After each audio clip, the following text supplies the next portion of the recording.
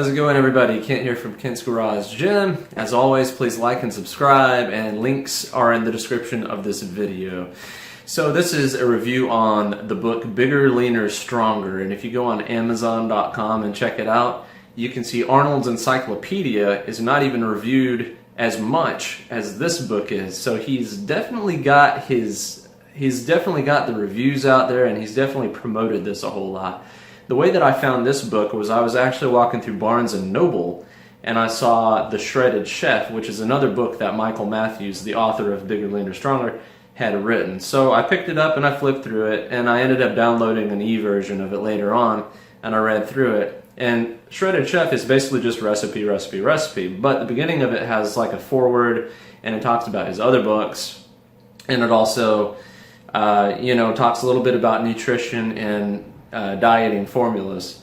So I decided to check out Bigger, Leaner, Stronger, and surprisingly it is a very easy read. It's 25 chapters, and it's only like 2 or 3 pages for each chapter, so you could read that easily in about a week or less, even a month if you wanted to go super slow, but I would say probably about a week or so.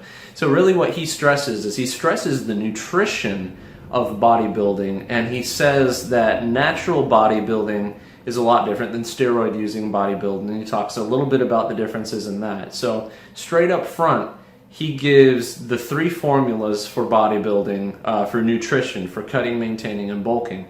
And that's something that I just never read in any other book. So I tried it out for myself. I did the cutting diet because at the time I was looking kind of pudgy, and I ended up losing like a pound a week. So that's like a pound of fat per week, and I was pretty sure that that wasn't muscle being lost too, because I was actually going up in strength. So the way that he talks about working out, there's also myths in his book too. Myths debunked, he calls it, and things that people believe about working out that's not true, or diet that's not true. But his take on working out was actually that a person needs to lift as heavy as possible, and then they do cardio later on to burn the fat off. So if you're trying to get bigger, or actually even if you're trying to get smaller, you're trying to retain muscle by pushing as hard as you can with as heavy weight as you can. And he stresses the deadlift, squat, and bench as the 3 main compound exercises.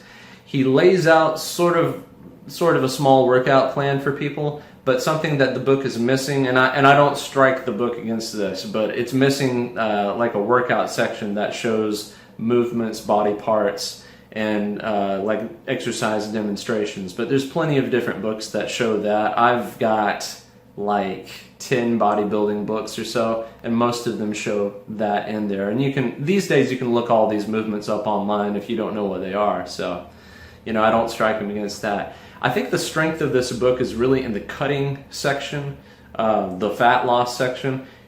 He talks a little bit about bulking. And as I remember, he said something like you can gain 2 to 3 pounds of muscle per month. And then he doesn't really stress anything else about that. So I'm thinking, okay, I can gain 2 to 3 pounds of muscle, so that's what, 24 to 36 pounds of muscle every single year? That's not how it goes. And I don't think that he said that this amount is only for complete noobs. If you're a complete newbie, maybe the first month and the second month you can gain 2 to 3 pounds of muscle, but after that it diminishes greatly until you meet your maximum muscular potential, and he doesn't talk about that much either. So I do highly recommend this book. It was really, really good. I learned a lot of basic things that just, I guess, had gone over my head because these other books don't stress some of the basic things that he stressed.